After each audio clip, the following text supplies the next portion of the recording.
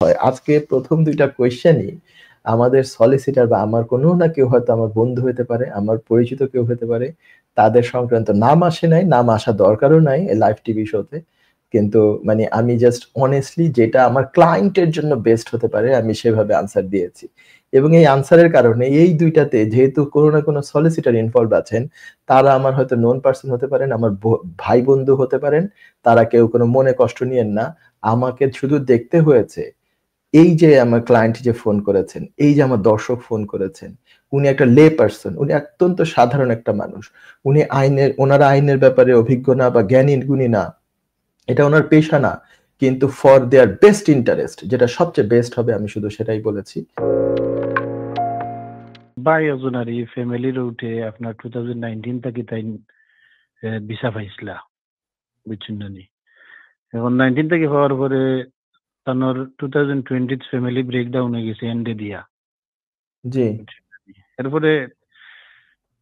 তাই domestic violence করিয়া case মারছিল বাট কেস তারা রিফিউজ হয়ে গেছে গিয়া 2023 এন্ডে দিয়া রিফিউজ হওয়ার পরে তারা টাইম দিছে 14 ডেজ ওর 14 ডেজ ওর ভিতরে এতে আমরা তাই নিয়ে করতা এখন এই সময় আছিল 23 ডিসেম্বরও আছিল আপনার ক্রিসমাস কথা এর বাদে ব্যাংক হলিডে ওই জন্য যে সলিসিটার আছিল সলিসিটারে এক্সাক্ট যে 14 ডেজ আছিল 14 ডেজটা তাই ফলো করছেন না বুঝছেন না নি করছেন তাই 17 ডেজ গিয়া জি এখন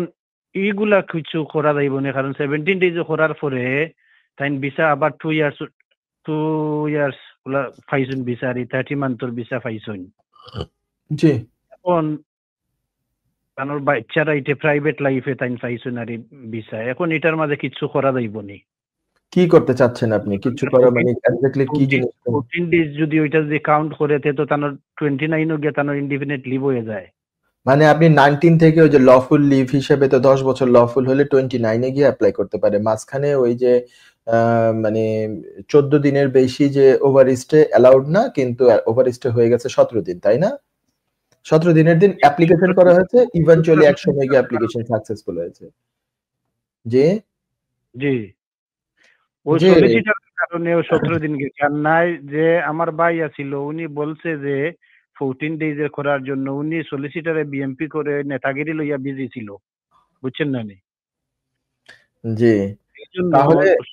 আমি 17 ডেজ গেছে যে আপনার কথা তো বুঝে গেছি আমি এখন আমি একটু সমাধান দেওয়ার চেষ্টা করি আপনাকে হ্যাঁ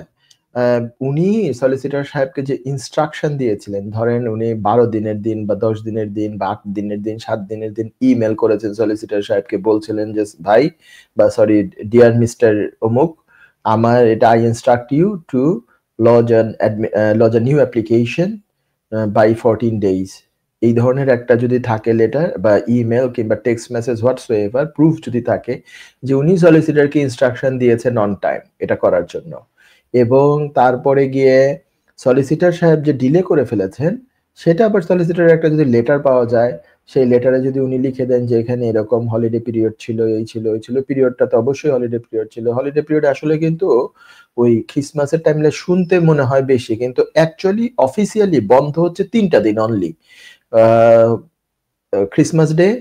তারপরে হচ্ছে যে আপনার বক্সিং ডে আর হচ্ছে যে নিউ ইয়ার ডে ঠিক আছে এমনকি ক্রিসমাস ডে বক্সিং ডে এগুলো যদি উইকেন্ডে পড়ে তাহলে ওর পরে ব্যাংক হলিডে হিসাবে ওইগুলোকে দিয়ে দেওয়া হয় তারপরে আবার নিউ ইয়ার ডেটা যদি উইকেন্ডে পড়ে তাহলেও আবার সেটাকে এক্সট্রা উইকডেতে মানে প্রথম খোলার দিনই মানডে সেটাকে আবার ব্যাংক হলিডে দিয়ে দেওয়া হয় তো এভাবে করে 3টা ওই হলিডে মানে 3টা ডে শনি রবিবার ছাড়া আরো এক্সট্রা 3টা ডে হচ্ছে এখানে বন্ধ থাকে খুব অনেক বেশি বন্ধ না তো অন্যান্য দিন কিন্তু খোলা অফিসিয়ালি খোলা যদিও কাজকর্ম কম হয় কিংবা ফেস্টিভ মুড থাকে ক্রিসমাস ইভ বা নিউ ইয়ার্স ইভে সাধারণত দেখা যায় অফিসগুলো খুব তাড়াতাড়ি বন্ধ হয়ে যায় শর্ট টাইম অফিস হয় এরকম তো ওনারা যদি কোনো কারণ ওইটা যে ডিটেল লেখেন যেখানে তো 3টা এক্সট্রা হলিডে আছে এখানে আর আপনার ডিলেও হয়েছে মাত্র 3 দিন 14 জায়গায় 17 ঠিক আছে তো এই জিনিসগুলো ওনারা যদি ব্যাখ্যা করে দেন যে ওনাদের কোনো অ্যাডমিনিস্ট্রেটিভ এরর হয়েছে, ওনাদের রিলেভেন্ট কেস ওয়ার্কার এইভাবে ছিল না, এটা ক্লায়েন্টের কোনো দোষ না, মিস্টার অমুকের কোনো দোষ না, যে ভাইয়ের কথা আপনি বলছেন যে এটা আমাদের নিজেদের ডিলের কারণে এটা হয়েছে, যে client should not be penalised because of this. তো এইটা সহ 2029-এ যখন এক্সটেনশনের ওই সময়ের পরে যে এক্সটেনশনটা হবে, আমি বেশি আগে করে ফেলতে মানা করছি, ওই সমসাময়িক ওইটার পরপর যে এক্সটেনশন হবে সেই সময় আপনারা সেটেলমেন্টের জন্য অ্যাপ্লাই করে ফেলবেন। সেই সেটেলমেন্টে এই সমস্ত জিনিস করে 14 ডেজের কথা বলা আছে, পাশাপাশি এও বলা আছে যদি এর চেয়েও বেশি হয়ে যায়, গাইডলাইনে আছে, তাহলে এটা হচ্ছে এক্সেপশনাল সার্কামস্টেন্সেস, এবং তখন হোম অফিসকে তার ডিসক্রিশন অ্যাপ্লাই করার জন্য বলা যেতে পারে। তো এই সমস্ত এটার কি কেস লো আছে 2-3টা, এইগুলা দিয়ে তখন আপনারা এই সাবমিশনটা করবেন। You can have a try, but ওই সলিসিটর সাহেবের সাথে এখন আবার একটু যোগাযোগ করেন, করে ওনার কাছ থেকে এই ধরনের একটা কোনো যদি নিতে চান নিতে পারেন, তাহলে ভালো হয় আর কি। এবং এগুলোতে কিন্তু কোনো সলিসিটরের রেগুলেটরি বডি বা তার কোনো বড় কোনো ক্ষতি হয় না এরকম লেটার যদি কেউ দেয়। আল্লাহর রহমতে হয়তো আমাদের হয় নাই সেরকম, মানে আমরা হচ্ছে যে ক্যালেন্ডার করা আছে, ক্যালেন্ডারে হচ্ছে যে করে আমাদেরকে মানে নোটিফাই করতেই থাকে। আর হচ্ছে যে প্রত্যেকটা কেসে যদি 2জন লোক লাগানো থাকে, প্রতিটা ম্যাটারে একজন হচ্ছে যে কি কেস ওয়ার্কার,